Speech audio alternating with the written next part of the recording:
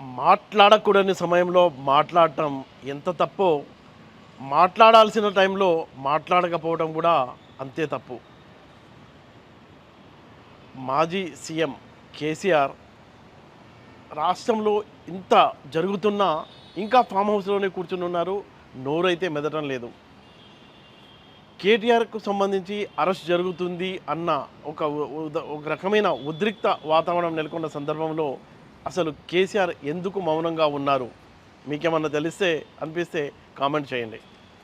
మనం చూసాం 10 ఏళ్ళు ఆయన సీఎంగా ఒక మంచి హోదా అనుభవించి ఒకసారి ఓడిపోగానే అసలు తనకేమీ సంబంధం లేనట్టు, ప్రజలతో తనకు సంబంధమే లేనట్టు వెళ్ళి ఫామ్ హౌస్లో కూర్చున్నారు. అసెంబ్లీకి రావడం లేదు. ఏడాది నుంచి ఇదే పరిస్థితి. ప్రజా సమస్యలపై ప్రతిపక్ష నేతగా పోరాడడం లేదు. కనీసం తాను గెలిచిన అసెంబ్లీ నియోజకవర్గ ప్రజల సమస్యల్ని కూడా మాట్లాడాలి అంటే ఎమ్మెల్యేగా కూడా ఉన్నారు కదా ఆయన, దానిపైన కూడా అస్సలు ఎలాంటి స్పందన లేదు. ఎందుకు ఆయన మౌనంగా ఉన్నారు? ఇలాంటి పరిస్థితుల్లో కూడా అసలు ఫామ్ హౌస్ వదిలి బయటికి రావడం లేదు అన్న చర్చ అయితే తెలంగాణలో చాలా గట్టిగానే జరుగుతుందని మనం చెప్పుకోవచ్చు. కేటీఆర్ చుట్టూ ఉచ్చు బిగుస్తుంది. ఏసీబీ అలాగే ఈడీ ఇద్దరు కూడా రంగంలోకి దిగారు. ఏ టైంలో అయినా ఆయన్ని అరెస్ట్ చేస్తారన్న వార్తలు అయితే బాగానే వస్తున్న నేపథ్యంలో ఏసీబీ నోటీసులు ఇచ్చి అంటే కోర్టు 10 రోజుల టైం ఇచ్చింది. ఈలోపు ఇంకొక మాట కూడా అంది, దర్యాప్తు చేసుకోవచ్చని. అందులో భాగంగానే ఏసీబీ అధికారులు ఒక క్వశ్చనీర్ తయారు చేసి నోటీసులు ఇచ్చి ఆయనకు పిలవడానికి ఏర్పాట్లు చేస్తున్నారు. కేవలం ఏసీబీయే కాదు, ఈడీ కూడా ఆయన్ని పిలవడానికి ప్రయత్నం చేస్తున్న నేపథ్యంలో కనీసం ఇప్పటికైనా కేసీఆర్ స్పందిస్తారా అంటే అస్సలు అలాంటి వాసనే, అలాంటి మూమెంటే కనిపించడం లేదు. నిన్న మనం చూసాం అసెంబ్లీలో అసలు ఈ ఫార్మా ఈ రేస్కు సంబంధించి కేవలం 55 కోట్ల ట్రాన్స్ఫర్ కాదు, దీని వెనుక 600 కోట్ల రూపాయల అతిపెద్ద స్కామ్ ఉందని ముఖ్యమంత్రి రేవంత్ రెడ్డి అసెంబ్లీ సాక్షిగా ప్రకటించారు. అసలు ఎట్టి పరిస్థితుల్లో విడిచిపెట్టమని. అంటే ఈ క్వశ్చన్ ఏసీబీ అలాగే ఈడీ విచారణలో ఏం తేలుతుంది అన్న ఉత్కంఠనైతే నెలకొంది. అసలు ఇంకొక విషయం ఏంటంటే మనం కవిత విషయంలో కూడా ఆ లిక్కర్ స్కామ్లో ఇరుక్కున్నప్పుడు కేసీఆర్ అస్సలు ఏం మాట్లాడలేదు, సైలెంట్గా ఉన్నారు. ఎక్కడా నోరు జారలేదు, పత్రికల ముందు మాడలేదు. ఇది అన్యాయంగా తన బిడ్డను అరెస్ట్ చేశారని అంశాలని కూడా ఎక్కడ అసలు పల్లెత్తు మాట మాట్లాడలేదు. ఆ తర్వాత ఆమె బెయిల్, చాలా రోజుల తర్వాత ఆమెకు బెయిల్ దొరికింది. బెయిల్ దొరికి వచ్చిన తర్వాత కూడా ఆమె కూడా కొంతకాలం చాలా మౌనంగా ఉండడం మనం చూసాం. ఒకవేళ కేటీఆర్ కనుక అరెస్ట్ అయితే ఆ టైంలో ఫామ్ హౌస్లో ఉంటే ఎవరు మాట్లాడతారు? హరీష్ రావు అలాగే కవిత, ఎలాగో ఇప్పుడు కవిత యాక్టివ్ అయ్యారు, ఇద్దరు తమ గళం విప్పే అవకాశం ఉంది. అయితే వీళ్ళిద్దరూ మాట్లాడితే పబ్లిక్లో స్పందన వస్తుందా? మనం చూసాం కవితను అరెస్ట్ చేస్తే అసలు ఎలాంటి స్పందన లేదు. అదే రిపీట్ అవుతుందా? ఏమన్నా ఉంటుందా? యాక్టివ్ కార్యకర్తలు మొత్తం యాక్టివ్ అవుతారా? అంటే ఒకవేళ కేసీఆర్ కనుక బయటకు వచ్చి మాట్లాడితే అసలు ఆయన రేంజే వేరు, ఆయన డైలాగ్ స్టైలే వేరుగా ఉంటుంది. భారీ ఎత్తున కవరేజ్ ఉంటుంది. మొత్తం మీడియా మొత్తం ఆయనపై దృష్టి పెడతారు, పత్రికలు కూడా ఆయనపై దృష్టి పెడతారు. మంచి కవరేజ్ వస్తుంది, పబ్లిక్లో ఒక కదలిక వస్తుంది. ఈ విషయాలన్నీ తెలుసు కేసీఆర్కు. అయినా ఎందుకు ఆయన మౌనంగా ఉన్నారు అన్న చర్చ అయితే తెలంగాణలో చాలా సీరియస్గానే జరుగుతుందని మనం చెప్పుకోవచ్చు. ఈ నేపథ్యంలో కేసీఆర్ మౌనంగా ఉండటం వల్ల ఏమవుతుందంటే కాంగ్రెస్కి ప్లస్ అవుతుంది. అంటే అసెంబ్లీకి రాకపోతే ప్రతిపక్ష నేతగా ఆయన అసెంబ్లీకి రావాలి, ప్రజల సమస్యలపై నిలదీయాలి. అప్పుడే కాంగ్రెస్ను ఇరుకున పెడితే కాంగ్రెస్ ప్రభుత్వం కొంత ఇరుకున పడుతుంది. కానీ అతను మౌనంగా ఉండి అక్కడే ఫామ్ హౌస్లో ఉంటే మనం చూసాం అసెంబ్లీలో రకరకాల కామెంట్స్ అన్నమాట. ఆయన ఫామ్ హౌస్లో నిద్రపోతున్నాడు, ప్రజా సమస్యలపై మాట్లాడటం లేదని ఒక ఎమ్మెల్యే అంటే, ఇంకొక ఎమ్మెల్యే ఇంకో స్టెప్ ముందుకేసి మందు తాగి ఎక్కడ నిద్రపోతున్నాడు అంటూ అంత చులకనగా మాట్లాడే అవకాశం ఈయన ఇస్తేనే కదా. ఈయన వస్తుంటే అలా ఉండేది కాదు. ఈయన ఇవ్వడం వల్లే కాంగ్రెస్ పార్టీ దాన్ని బాగానే వాడుకుంటుందని మనం చెప్పుకోవచ్చు. మరోపక్క కాంగ్రెస్ పార్టీ ఏం చేస్తుంది? మైండ్ గేమ్ ఆడుతుంది. కేటీఆర్ కూడా అరెస్ట్ అయితే మొత్తం బీఆర్ఎస్ పని ఢమాల్ అవుతుంది అని. నిజంగా అలాంటి సీన్ ఉందా? అంత సీన్ లేదని మనం ఖచ్చితంగా చెప్పవచ్చు. దీనికంటే బీఆర్ఎస్ ఉద్యమ పార్టీ, దానికి చాలా పెద్ద క్యాడర్ ఉంది, పెద్ద బడ్జెట్ కూడా ఉంది.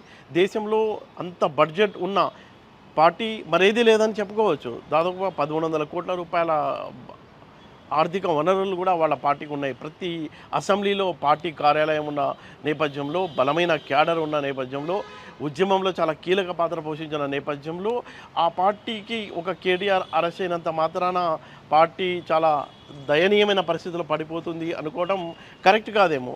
ఇప్పుడు కేసీఆర్ ఎప్పుడైనా ఆయన కనుక వస్తే మొత్తం సీనే మారిపోతుంది. ఆయన డైలాగులు, ఆయన పంచ్ డైలాగులు, ఆయన మాట్లాడే స్టైలు మొత్తం.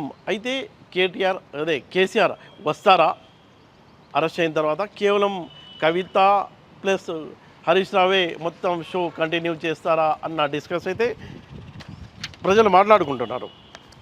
మనం చూడొచ్చు, అంటే 2023 ఎన్నికల్లో కూడా ఇదే కాన్ఫిడెన్స్ కేసీఆర్కు పార్టీని డ్యామేజ్ చేసింది, పార్టీని ఓడిపోయేటట్టు చేసింది. అంటే ఇప్పుడు పార్టీ చాలా క్లిష్ట పరిస్థితుల్లో ఉన్నప్పుడు కూడా కేసీఆర్ మౌనంగా ఉండడం ఏంటి అని క్యాడర్ నిలదీస్తున్నారు, రమ్మని వాళ్ళంతా కోరుతున్నారు. పార్టీకి పెద్ద దిక్కుగా ఉన్న కేసీఆర్ బయటకు వస్తే మళ్ళీ పార్టీలో చాలా యాక్టివ్ అయిపోతుంది, గట్టిగా పోరాటానికి వాళ్ళంతా పనిచేస్తారు అన్న డిస్కస్ అయితే మనకు కనిపిస్తుంది. వాళ్ళంతా అంటున్నారు ఫామ్ హౌస్లో కూర్చొని రహస్య చర్చలు ఏంటి, ఫీల్డ్ మీదకి రావాలి, కాంగ్రెస్తో తలపడాలి, ప్రజాక్షేత్రంలోనే తేల్చుకోవాలి, ఇలాంటి మాటలు మాట్లాడి కేసీఆర్ ఎందుకు మౌనంగా అక్కడే రహస్య చర్చలపైనే ఎక్కువ కాన్సన్ట్రేట్ చేస్తున్నారు అనే అంశాలని కూడా మొత్తం క్యాడర్ అంతా చాలా అసహనంతో చర్చించుకుంటున్నారు. మనం ఇంకో విషయం మాట్లాడుకుంటే అసలు మొత్తం బీఆర్ఎస్ నాయకత్వం ఒక విధమైన అయోమయంలో ఉందా అనిపిస్తుంది.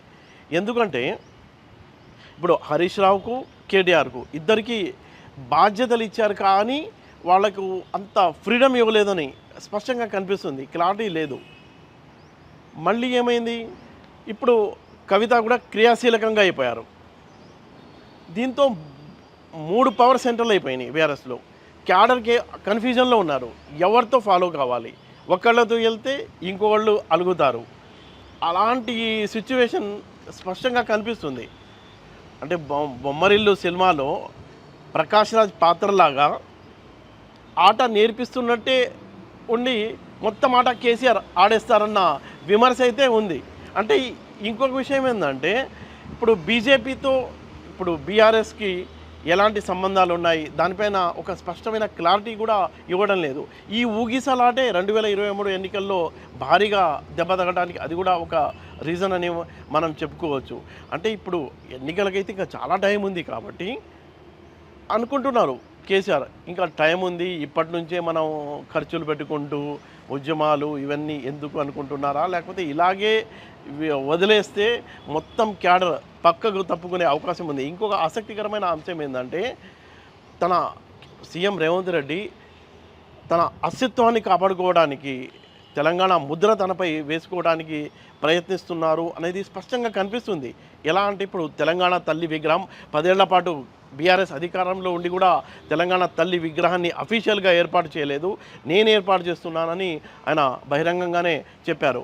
ఇంకొకటి చాకలి ఐలమ్మ, అలాగే సురవరం ప్రతాప్ రెడ్డి వాళ్ళ పేర్లు కూడా చాలా విద్యా ఇన్స్టిట్యూట్లకు పెడుతూ తెలంగాణ మొత్తం ఆ సెంటిమెంట్ని తన వైపు తీసుకొస్తూ తానే తెలంగాణ కోసం పోరాడుతున్నాను అన్న ముద్ర స్పష్టంగా వేసుకోవడానికి ప్రయత్నిస్తున్న నేపథ్యంలో ఇలా ప్రతిపక్ష నేతగా ఉన్న కేసీఆర్ కేవలం ఫామ్ హౌస్కే పరిమితం కావడం ఆ పార్టీకి భారీ నష్టం చేకూరుస్తుందని క్యాడర్ అంతా చాలా అసహనంతో ఉన్నారు. ఇప్పటికైనా సార్ వస్తారా అంటూ వాళ్ళంతా ఫామ్ హౌస్ వైపు ఎదురు చూస్తూ నిల్చున్నారని మనం చెప్పవచ్చు.